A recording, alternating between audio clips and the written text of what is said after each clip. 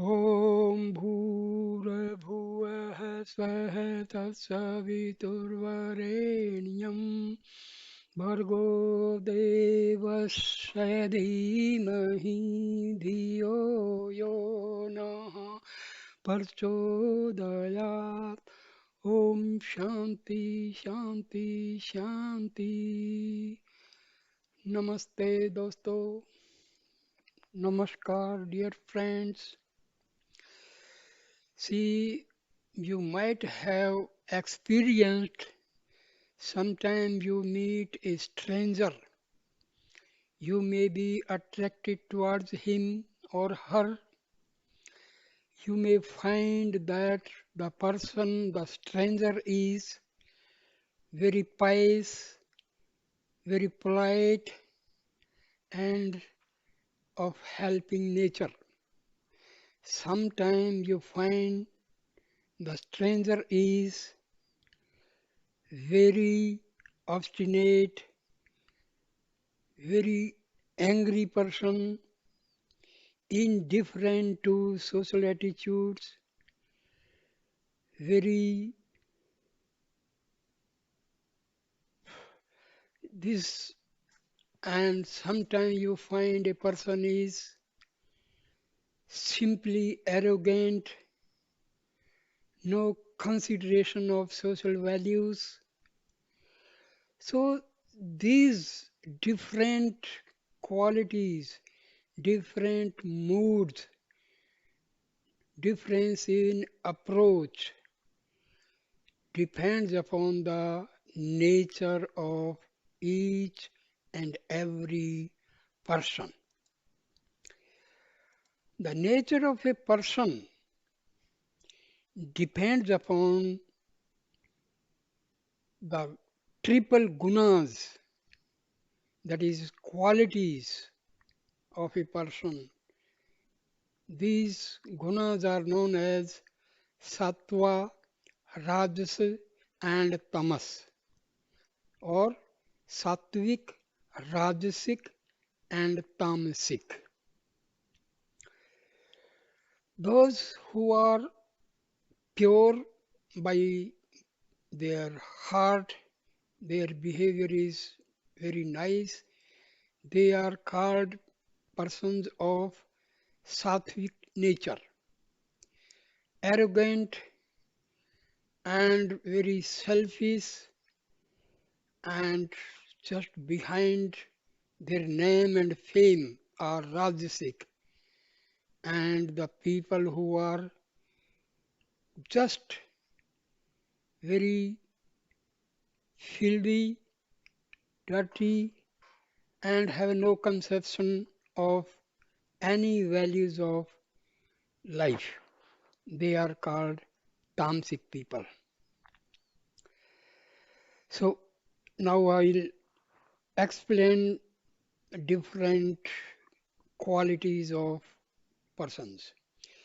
According to the Bhagavad Gita, the gunas, what we call the primary qualities or modes of nature, are three in number: sattva, rajas, and tamas. They exist in all, including humans, in various degrees of concentration and combination. They also exist in all objects and natural products.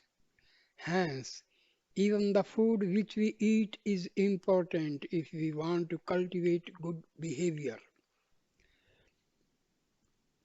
Depending upon their relative strength and ratios, the gunas determine the nature of things, beings, their actions, behavior, attitude, and attachments, and their involvement with the objective world in which they live. The primary purpose of the gunas in the living beings is to create bondage through desires for sense objects, which lead to various attachments with them and which in turn keep them bound to the world and under the perpetual control of Prakriti. See, food and our qualities are reciprocal. A person of sattvic nature will always eat sattvic food, simple and sattvic food. So, a person eating sattvic food will have sattvic qualities.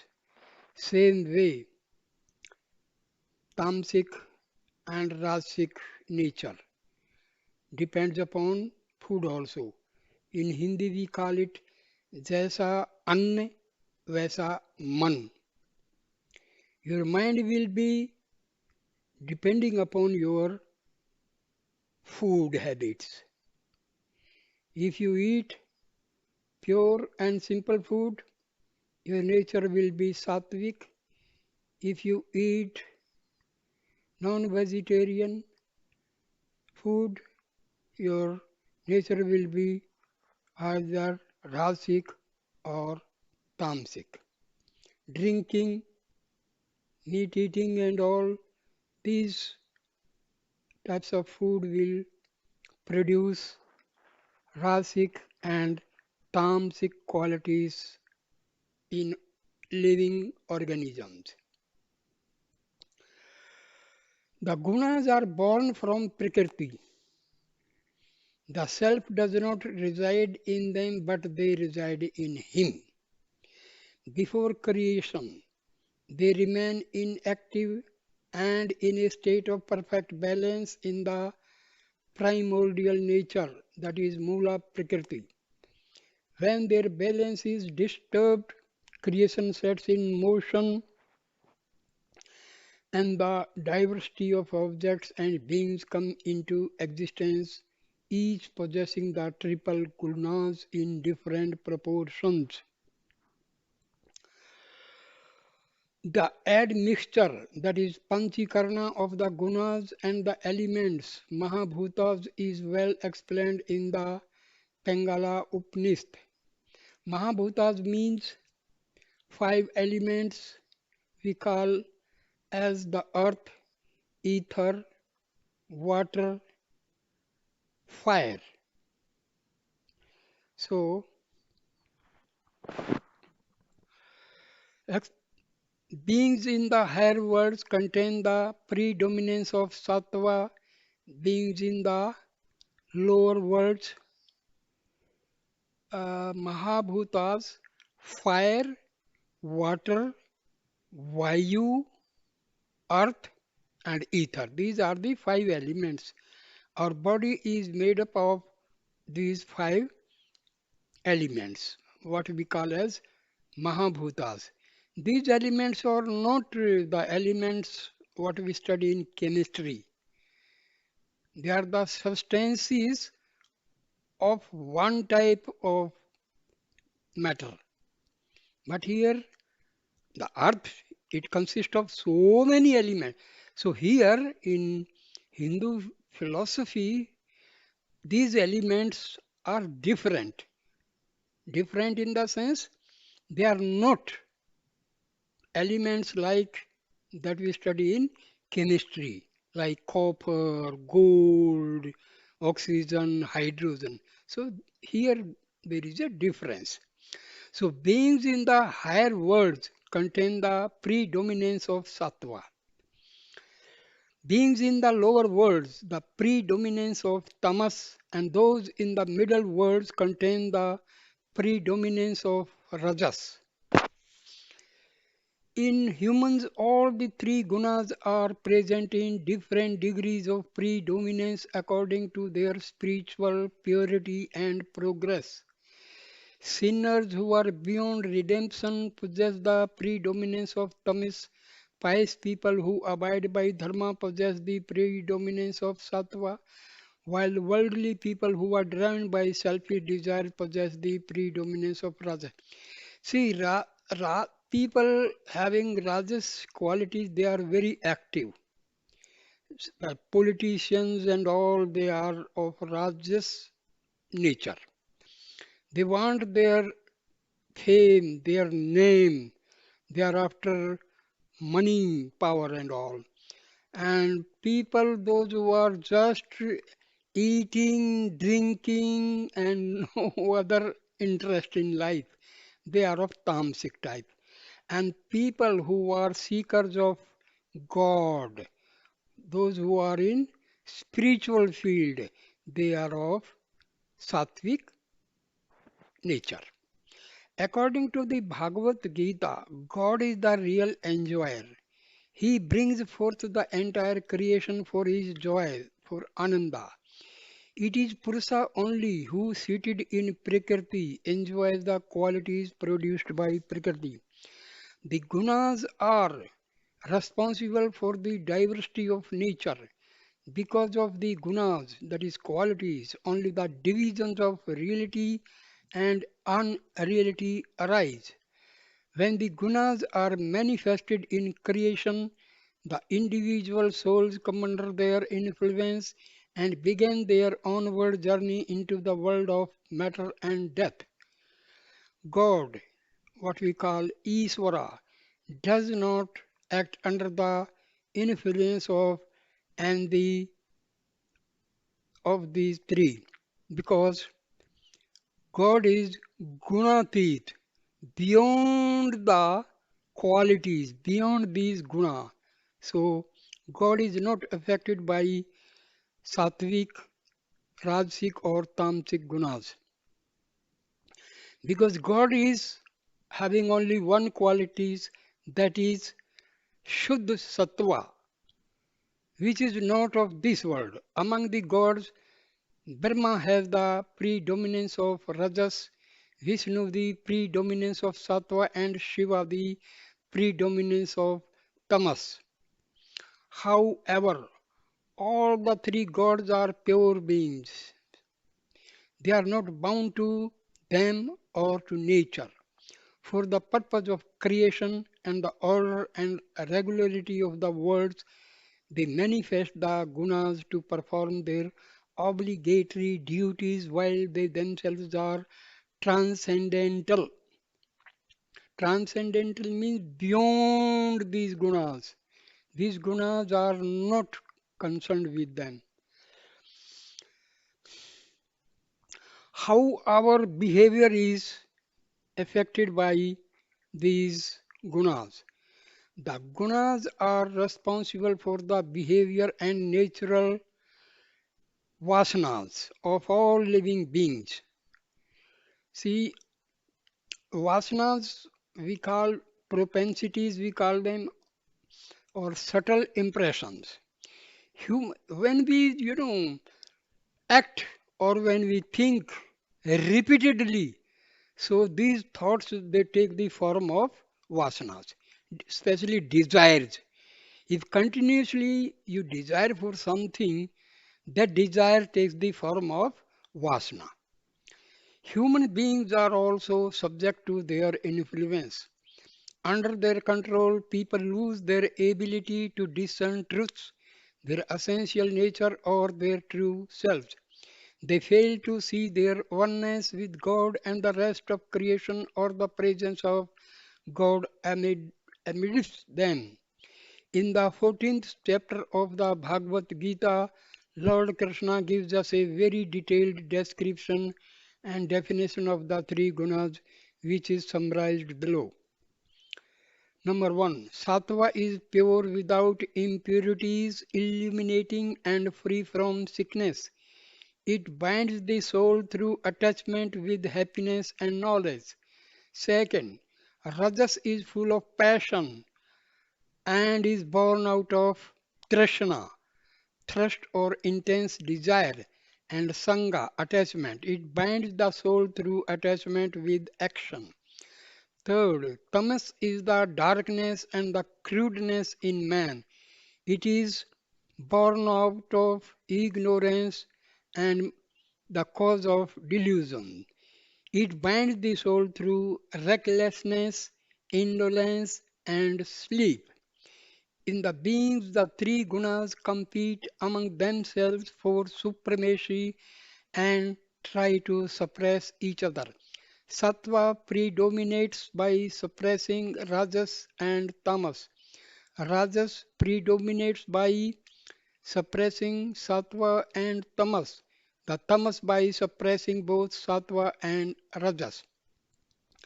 How to know which quality is predominant in a person at a particular time? According to the Bhagavad Gita, when sattva is predominant from all the gates of the human body, radiate the illumination of knowledge. When rajas is predominant, greed, worldliness, striving for worldly ends, and a penchant for selfish activities arise. With the increase of tamas, one can see the flourishing of darkness, inactivity, recklessness, and delusion. Upon death, a sattvic person attains higher worlds. When he returns, he takes birth among pious people or in a pious family. After death, a Rajasic person remains in the middle worlds. When he is reborn, he takes birth in the family of those who are attached to actions. As for the Tamasic person, he sinks to lowest regions on dying, and when reborn takes birth among the ignorant and the deluded. The gunas also influence faith, resolve, professional choices, and nature of relationships. The division of human beings into the four categories is also due to the influence of gunas only. The govern every aspect of human life and the world in general. In the 18th chapter, we come across a detailed description of how men with these three qualities act and behave differently and engage themselves in different religious and spiritual activities. See, 18th chapter means that is chapter of Bhagavad Gita. So, how these gunas are resolved? The purpose of such an elaborate description of these three qualities in the Bhagavad Gita is not to encourage us to become sattvic or eliminate other qualities.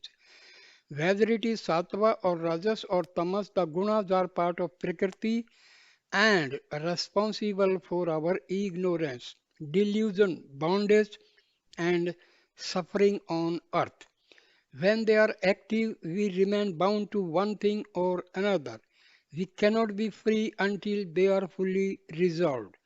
Therefore, the Bhagavad Gita suggests that we should try to transcend them rather than cultivate them. By knowing the nature of the three gunas and how they tend to keep us in bondage and illusion, we should become wiser and strive to transcend them. Sattva is purity and beneficial. However, for those who strive for liberation, even cultivation of sattva should be not an end in itself, for sattva also binds us to the duality of pleasure and pain. Sattvic people want to enjoy pleasure and avoid pain. They are pious and knowledgeable but prefer leading a life of luxury and comfort. Thereby, they engage in desire-ridden actions and become bound. Even though it is pure, sattva is but an instrument of Prakriti, which is meant to serve its ends by keeping us bound to the worldly life under the sovereign control of its sovereign master. Hence, one may cultivate purity, that is sattva, to suppress the other two, but in the end must rise above all the three and become stabilized in equanimity, sameness, and oneness of the self. One should go beyond the three gunas to attain immortality and freedom from birth, death, old age, and sorrow. The person who transcends these gunas, what are his qualities? So, what are the qualities of the person who has transcended the three gunas? That is, he is known as Gunatita. How does he behave and how does he truly achieve it? The Bhagavad Gita answers these questions also. When a person overcomes the three gunas, He neither likes nor dislikes purity, light, passion, and delusion, which are the predominant modalities that rise from the gunas, namely sattva, rajas, and tamas, respectively. He does not detest them when they are present nor desires them when they are absent. He remains indifferent, undisturbed by the gunas, knowing that it is the gunas which are acting in all beings but not the self which is present in them. Therefore, he remains alike in pleasure and pain, stable and equal towards a lump of earth or gold, the pleasant and the unpleasant, criticism or praise, honor or dishonor, and friend or foe. Since he rises above the gunas, he does not take sides in any dispute, show any favor or preference for the dualities of life, and renounces the ambition and the initiative to perform tasks. How in our practical life we apply these gunas? A good understanding of the gunas can help you make wise decisions and remain on the right side of life. For example, the Eightfold Path of Buddhism, the Ashtanga Yoga of Patanjali, the rules and restraints for novices and advanced practitioners in Jainism and Buddhism are meant to cultivate sattva or inner purity, without which the mind cannot be stabilized in contemplation or in mindfulness. Cultivation of purity is at root of all spiritual traditions of ancient India. In today's world where tamas and rajas predominate, it is even more important. Apart from spirituality, knowledge of the gunas is also helpful in worldly life. The following are the few examples where you may use the knowledge of safeguard yourself from potential problems. First, the profession you choose. Choose your profession carefully according to your nature and what you want to achieve in life. Certain profession can lead to your spiritual downfall. Marriage and friendship. It is important to consider the play of gunas in choosing your friends or marriage partner. You have to see in those relationships whether you want to balance or complement your own nature. Education and specialization. If you pursue your academic career according to your nature, you will not suffer from conflicts or stress and you will have better chances of succeeding in your professional career. Parenting. Parents have to help their children cultivate the predominance of sattva so that when they grow up, they will not only have pleasant and positive personalities but also right discretions in making their choices. Then, fifth is food and lifestyle choices. They must be conducive to the cultivation of sattva, since sattva improves the vigor and the brilliance of the mind and the body. In spiritual life, the knowledge of the triple gunas is imperative. A correct understanding of the three qualities of nature is essential to overcome your bondage to earthly life and attain liberation. By knowing the distinction among three gunas and by developing the quality or mode of sattva in abundance, a person can purify his mind and body and experience peace and equanimity. Through desireless action, selfless service, devotion, worship, self study, sattvic knowledge, sattvic speech, right discernment, sattvic faith, behavior, and sacrifice, he can increase sattva and develop the divine qualities, that is Deva Sampatti, which are enumerated in the 16th chapter of the Bhagavad Gita to become a perfect yogi and earn the love of God by performing his obligatory duties without any desire and attachment. offering the fruit of his actions to God, surrendering himself completely to him, fully devoted to him and absorbed in him, he surely achieves liberation and union with Supreme Self. See, our soul is not affected by these gunas, remember, because Atma is gunatit. It, it is transcendental. Atma is not affected, influenced by sattvic, tamasic, or rasic qualities of a person.